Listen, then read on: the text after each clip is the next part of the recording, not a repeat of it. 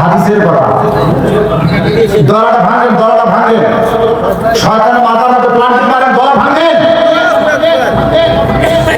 মাশাআল্লাহ মাশাআল্লাহ।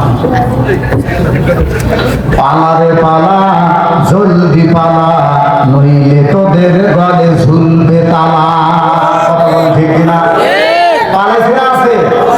পালাইছে। পালারে পালা, জলদি পালা, নইলে তোদের গলে ঝুলবে তালা।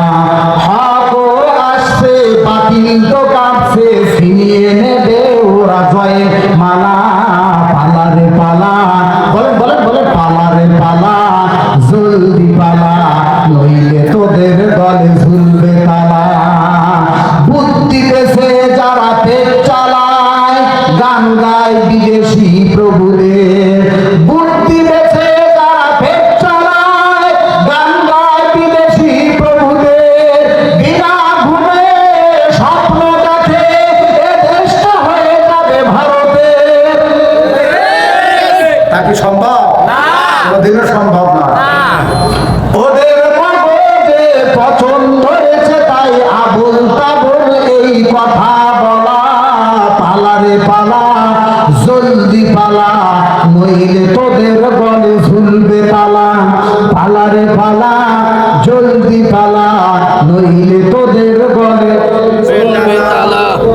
ওরা বলছিল পালাবো না। আল্লাহ তাআলা পালানোর রাস্তা মানুষের ভাইয়ের সামনে দিয়ে, ওদের বলছে পিছনে দিয়ে, পিছনের দরজা দিয়ে। ভাত রান্না খাইতে পারে না, পরনে শাড়ি দিতে পারে না। একটু আওয়াজে বলেন তো ভাই, ফায়সালা কার? জোরে জোরে বলেন, ফায়সালা কার? বাংলাদেশের স্টুডেন্ট, সোনার টুকরা ছাত্ররা তারা চাইছিল পদত্যাগ। কি চাইছিল ভাই? পদত্যাগ। কারণ ছাত্রদের খেলা একটা শ্রেণী, আর আল্লাহর খেলা বলেন বলেন, আল্লাহর খেলা। আল্লাহ তাআলা বলল যে না, তোমরা চাইতেছো দল দেয়, ক্ষমতা দেয়, আর আমি আল্লাহ করে দিলাম দেশকে। ওমাকারু ওমাকার আল্লাহ, আল্লাহু খায়রুল মাকিরিন। আল্লাহর সিস্টেম গুলো ভিন্ন।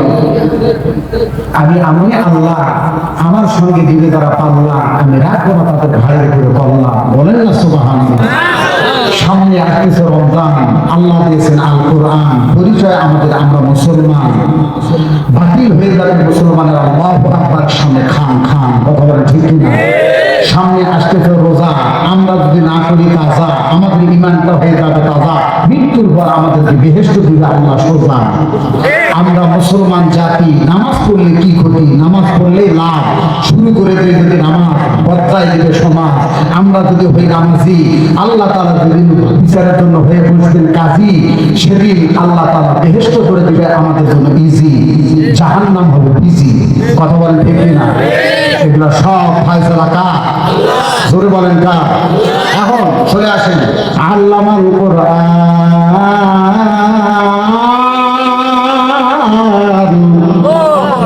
বলে না কেন আল্লাহু আকবার? বললে লাভটা ক্ষতি। তাহলে একবার আওয়াজ করে সবাই বলেন তো, জবানটা খুলে আল্লাহু আকবার। আল্লাহ তুমি সবার জবানের আল্লাহু আকবারের ধ্বনিগুলোকে কবুল করে নাও। বলেন আল্লাহুম্মা আমিন। আল্লাহ তাআলা বললেন, আল্লামাল কোরআন, কোরআন শিখাইলাম, মানুষ বানাইলাম। বাজন গো, পরিষ্কার বোঝা গেল আল্লাহ কোরআন শিক্ষা ছাড়া মানুষের মতো মানুষ হওয়া যায় না। তার প্রমাণ আমি চোখে আঙ্গুল দিয়ে আপনাদেরকে দেখায় দেবো। আজীবনের জন্য বয়ানটা মনে থাকবে। কারণ রে মুসলমান, একটা হলো জন্মগত মানুষ, বংশগত মানুষ, জাতিগত মানুষ, কিন্তু তারা গুণের মানুষ না। গুণের মানুষ হবে যারা একমাত্র আল্লাহর জান্নাতের অধিকারী হবে তারা। কথা বলেন ঠিক না? আল্লাহ তাআলা বলে, বান্দা আল্লামাল কোরআন খলাকাল ইনসান, কোরআন শিক্ষা দিলাম, মানুষ বানাইলাম। তাহলে আল্লাহর কোরআন শিক্ষা দিল যারা গো, আল্লাহ ঘোষণা অনুযায়ী মানুষ হলো তারা। আল্লাহর কোরআন শিখলো না যারা, মানুষ হতে পারলো না তারা। কথা বুঝতেছে না মনে হয়? মনোযোগ নাই মনে হয়?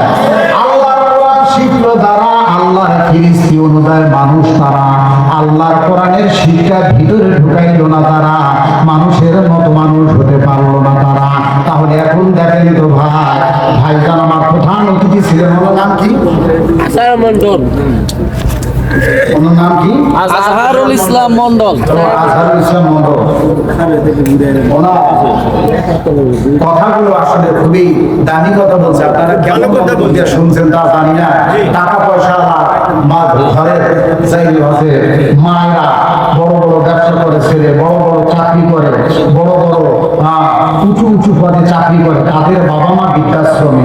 একটা গরিব মানুষ রিক্সা চালায়, ভ্যান চালায়, আজান দিয়া খায়, ইমামতি করে খায়। এই শ্রেণীর মানুষের বাবা মা বৃদ্ধাশ্রমে নাই। এটা কোরআনের ভাষা নয়, এটা বর্তমান প্রেক্ষাপটে 100% সত্য একটা বাস্তব কথা বলে, ঠিক না? কোরআনের সঙ্গে সন্তানগুলোকে লাগান। তা না হলে যখন যারা শ্বশুর বাড়িতে যখন যায়, তখন সকালবেলা শীতের টাইমে শাড়ি দিয়া অথবা শাশুড়ি মা অত্যন্ত যত্ন করে পেঁয়াজ দিয়া, সরিষার তেল দিয়া, তারপরে কাঁচামরিচ ঝুলি ঝুলি করে কুটে মুড়ি মাখে জামাইকে রোদ্রের মধ্যে চেয়ার দিয়া এরা বলটা ধরা যায়, জামাই মুড়ি খাইতে থাকে, মুড়ি খাইতে থাকে। এরপরে তার জন্য বিভিন্ন আইটেমের খাবারের ব্যবস্থা, যত কিছু খাবারের ব্যবস্থায় থাক না কেন, যখন ঢ্যাক আসে তখন ওই যে সকালবেলা ওই সরিষার তেল আর পেঁয়াজ দিয়ে মাখা মুড়ির ঢ্যাকটাই আসে। কথা বলে সন্তানদেরকে কোরআন দিব, হাফিজ না বানান, আলেম না বানান। হাফিজ আলেম বানানো জরুরি নয়, সন্তানদেরকে আল্লাহ কোরআন শিক্ষা দেওয়া হলো জরুরি। এরপর আপনি ডাক্তার, মাস্টার, প্রফেসর বানান, কিন্তু প্রথম শিক্ষাটা তো কোরআন দিয়েছেন। এজন্য ওই ডিসি হোক, এসপি হোক, যাই হোক না কেন, কোরআনের একটা ঢ্যাক তার ভিতর থেকে আসবে। তার মধ্যে অসততা কাজ করবে না, তার মধ্যে নিষ্ঠুরতা কাজ করবে না, তার মধ্যে কাজ করবে সততা এবং মমতা। কথা বলেন ঠিক না? মুক্ত পান, আর যেখানে প্রাইভেট দিয়ে হোক আপনার মেয়েটারে, আপনাদের ছেলেটারে অবশ্য কোরআনওয়ালা বানাবেন। এটা আমার শেষ কথা, শেষ বক্তব্য। মনে রাখবেন, আপনাদের ফায়দা হবে। কথা বলেন ঠিক না? আল্লাহ পাক আমাদেরকে বুঝা এবং আমল করা তৌফিক দান করুন। বলেন আমিন। আল্লামা কোরআন খলাকাল ইনসান, যারা কোরআন শিক্ষা গ্রহণ করলো তারা মানুষের মতো মানুষ হইল। তারা ইমাম, মুয়াজ্জিন, এরা আলেম, হাফেজ, কারি, কিন্তু এরা পায়জামা সেন টান দিয়া কখনো রাস্তার কিনারে দাঁড়িয়ে পেশাব করতে না করছে, কিন্তু কলেজ, ভার্সিটি, ইউনিভার্সিটি পড়ুয়া সন্তানগুলো প্যান্টেছেন টান দিয়া, রিং পিস্টন বল দিয়ে, call of the wall everything সব বাহির করিয়া একদম ব্রাশ ফায়ার করে রাস্তার কিনারে। কথা বলে ঠিক না? আলেম, ওলামা, ইমাম, মুয়াজ্জিন, মুতামিম এরা পেশাব করে সভ্যতার সাথে, ভদ্রতার সাথে বসে। কেন? ওরা কোরআন শিখছে, মানুষের মতো মানুষ। কোনটা সভ্যতা, কোনটা অসভ্যতা তাদের মধ্যে এটা ঢুকছে। ওরা কখনো মরতে রাজি আছে, দাঁড়িয়ে পেশাব করতে তারা রাজি হবে না, ঠিক না? আচ্ছা, তাহলে বোঝা গেল ওরা মানুষের মতো মানুষ হয়েছে। কেন? ওরা কোরআন শিখছে, ঠিক না? কিন্তু এরা যখন পেশাব করে, বসে পড়ে, পেশাব করার পরে পানি নেয়, ঢিলা নেয়, কৃষি নেয়, আরো কিছু নেয়। কিন্তু ইঞ্জিনিয়ার, ডাক্তার, মাস্টার, বিভিন্ন লাইনে যারা নামাজি না, এই ইয়ং জেনারেশন ছেলেরা পালসারের পিকআপ বাড়াইয়া ব্রিজের সামনে গুন্ডাটা সাইড করিয়া ধুইয়া রাস্তার কিনারে যাইয়া এইভাবে করে পেশাব করে। না আছে ঢিলা, না আছে কুলুপ, না আছে পানি, না আছে টিস্যু, না আছে কিছু। এইভাবে করে পেশাব করিয়া এটা দুই দিকে এরকম ঝাড়া মারিয়া, দুই রান মাখাইয়া, পেশাব মাখাইয়া, এরপরে আসতে থাকে হুন্ডার দিকে। হুন্ডাটা ব্রেক করছে, রাস্তার ট্রেনে পেশাব করতেছে, এইভাবে আসতেছে। আর হুমাবাটি ফোড়ার ঔষধের ফোড়ার মতো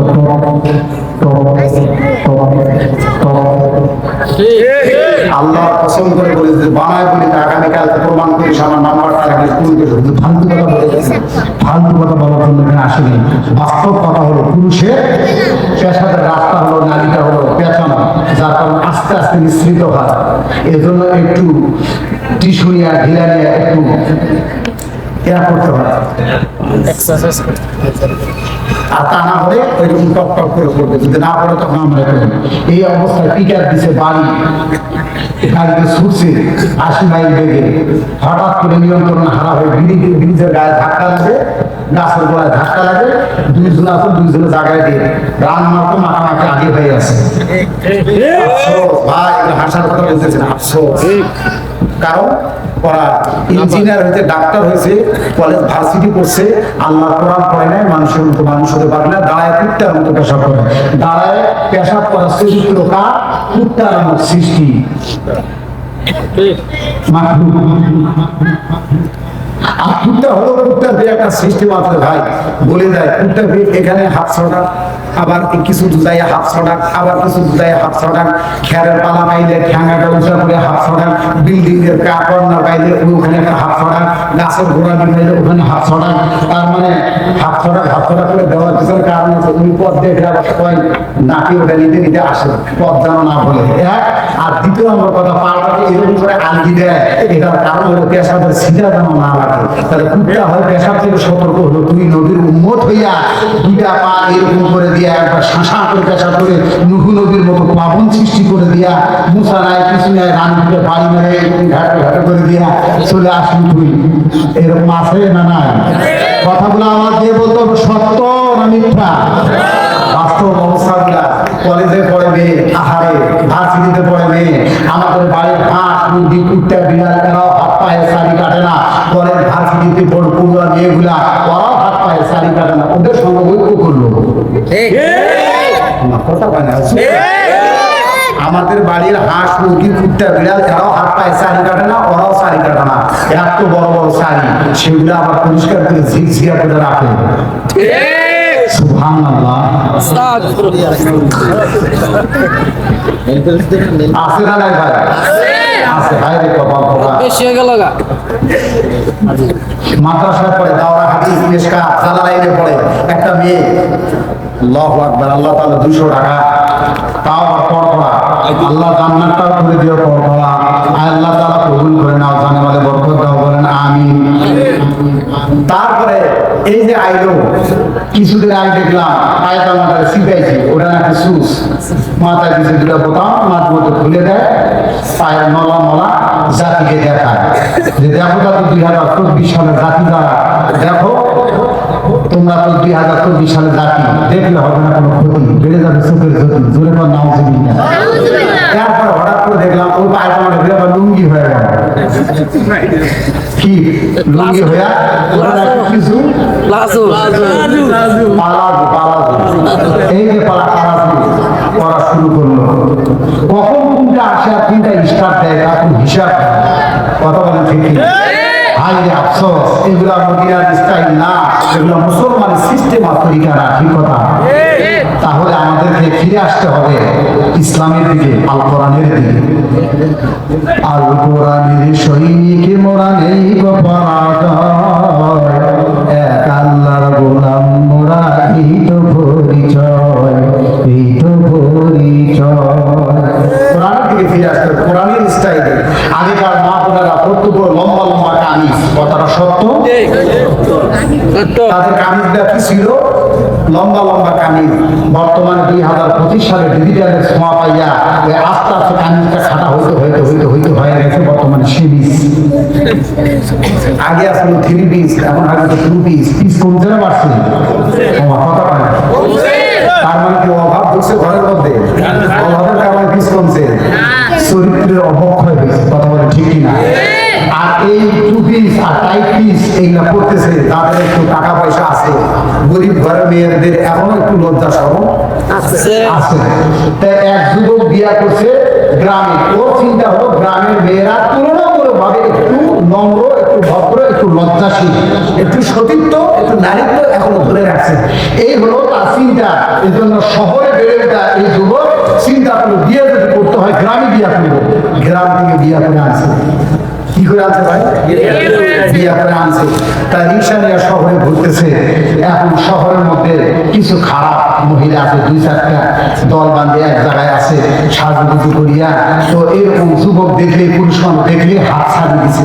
হাত ছাড়ি দিলে পরে এই গ্রামের মেয়ে তো বোঝে না, তো বলতেছে কি ব্যাপার, ওরা তোমার ডাকলো কেন? ওরা খারাপ মেয়ে, ওরা দেহ ব্যবসা করে। তাই নাকি? বলে হ্যাঁ। বলে কত টাকা পায়? তো বলে কারো 100, 200, 300 এরকম ভাবে তারা টাকা নেয়, বিনিময়ে দেহ বিলাই দেয়। এখন ওই বউটা বলতেছে, ভাইরে কপাল, তাহলে তো আমার স্বাস্থ্য ভাই আছে, আমার স্বাস্থ্য ভাইয়ের কাছে অনেক টাকা জমছে। সতী বিয়া করে গেছিল গ্রামে। কি সতী পাইছে? পুরাটাই ক্ষতি, মনে করতে সতী। জামাই বিয়া করবো, বইয়ের কাছে বলতেছে আমার একটা ছেলে, একটা সন্তানের কোনো ভরসা নাই, বিবিরে আমি আরেকটা বিবাহ করতে চাই। তো বলতেছে তা কেন করতে চাও? তো বলতেছে আমার বংশ প্রদীপ বাড়াইতে হবে। তার বই এখন কইতেছে শুকরিয়া আদায় করো, শুকরিয়া আদায় করো, শুকরিয়া আদায় করো, আল্লাহর নামে শুকরিয়া করো যে একটা সন্তান আল্লাহ দিছে, তোমার আশায় থাকলে এটাও হতো না। এখন বোঝেন এটা কি? আবারও দেখা হবে, কথা হবে, সেই আশা, সেই প্রত্যাশা ব্যক্ত করে আমি সুলতান মাহমুদ দিনাজপুরি আলোচনা এখানে সমাপ্ত করি। সারা বাংলায় ঘুরি, এমন করে ওয়াজ করি। আল্লাহ পাক কবুল করে বলেন আমিন। আল্লাহুম্মা আমিন। রব্বানা যালামনা আনফুসানা ওয়া ইল্লাম তাগফির লানা ওয়া তারহামনা লানাকুনান্না মিনাল খাসিরিন। রব্বানা ইয়া রব্বানা ইয়া রব্বানা কবুল করো তোমার আদরের বান্দা বান্দীদের হাতখানা।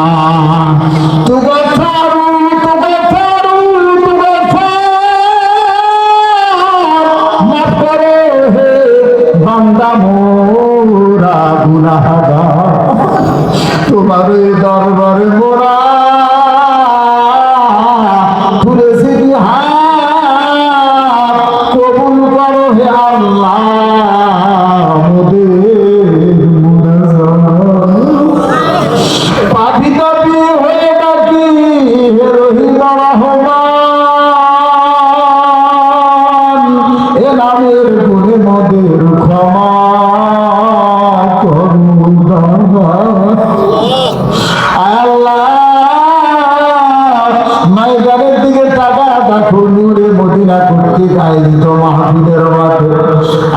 তোমার বান্দা বান্দিরা হাত তুলেছে আল্লাহ, জানি না কে মায়ের অভাবে হাত তুলেছে, কার ঘরে বাবা